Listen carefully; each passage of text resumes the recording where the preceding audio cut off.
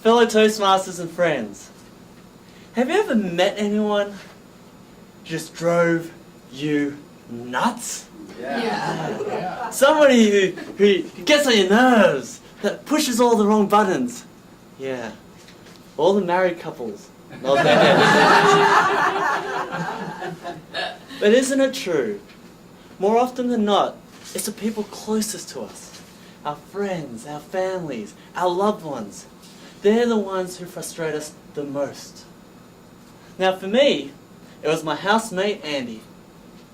You see, Andy and I, we shared a place for 3 years in China. And he was one of those guys who was just a mess. Every single night without fail, he would leave his unfinished dinner out on the coffee table. I'd say to him, Andy, can you clean that up? He'll say, I'll do it later. And the Coke cans, the orange peels, the candy wrappers, the chip packets, I'll do it later. Now, later was only ever defined when it was too late. And when that happened, all I could do was look Andy in the eyes and say, Andy, I told you so. Now, Andy wasn't just a messy guy. He was also never on time. He had no time management skills. So he would be late all the time. Late to meetings, late to work, late to pay our bills. I can tell you right now that our house was the only house on the entire power grid which had a blackout. Again, I looked at Andy and I said, Andy, I told you so. You see, living with Andy took me from manhood to motherhood. Every single time, I told you so. Now all of this was going to become a major problem for me because my mum and dad were going to come and visit me. Now for 3 long years, my mum and dad had been fuming over my decision to quit my job in sunny Australia and to move to China. My dad said to me, son, why do you want to quit your job? Why do you want to waste your time? Your mother and I worked so hard to leave China.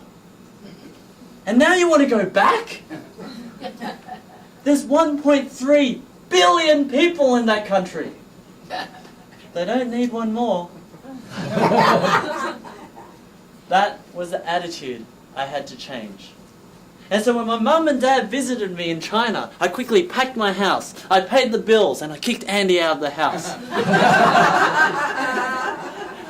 And just to make sure, I took my mum and dad out to a nice fancy restaurant with a beautiful chandelier, beautiful Chinese paintings, and food fit for an emperor. I was going to prove to my mum and dad, your son is doing just fine. Yeah. Unfortunately, parents are always smarter than they look. Within 5 minutes, Mr. and Mrs. CSI started their interrogation. They realized that my pay in China was less than the taxes I paid in Australia. They realized that I wasn't a general manager. I was just being generally managed. And they realized that my work was so hard that a 14-year-old could do it. I had always promised them that I would be somebody up here. But the reality was, I wasn't even close. Now luckily for me, my mum and dad are really loving and supportive. And they comforted me with 4 words. I told you so. Told you not to quit your job, son. I told you so. Told you not to waste your time, son. I told you so. That's all I heard for the rest of their week. And when they finally went back to Australia, they took with them Chairman Mao souvenirs, paintings, and my pride and confidence. When I was walking home, all I could think, wow, I felt like a loser. And when I finally arrived home and saw Andy there with his Coke cans and chip packets, I couldn't help but think about all the times I tried to change Andy's life. Now it's his turn to give me some feedback. So Andy came across and he put his arm over my shoulder, and I braced myself for those 4 words. But instead of saying those 4 words, he gave me another 4 words. He said, Kwong, everything's gonna be okay. After all those years of telling him, I told you so, I told you so, I told you so, all he said was, everything's gonna be okay. It took me a while, but when I realized he was right. Yes, Andy was a messy guy, but compared to 3 years ago, wow, he'd cleaned up a lot. He turned out okay. All the times we had a self-inflicted blackout. We just went to bed earlier. We paid the bills the next day, and that turned out okay.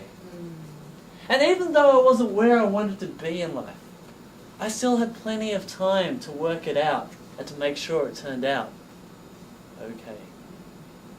I learned an important lesson from Andy that day, that sometimes being right isn't always right. And so now when I ever get frustrated or angry with the people around me, and next time you get frustrated or angered with the people around you, choose to let them know the positive 4 words.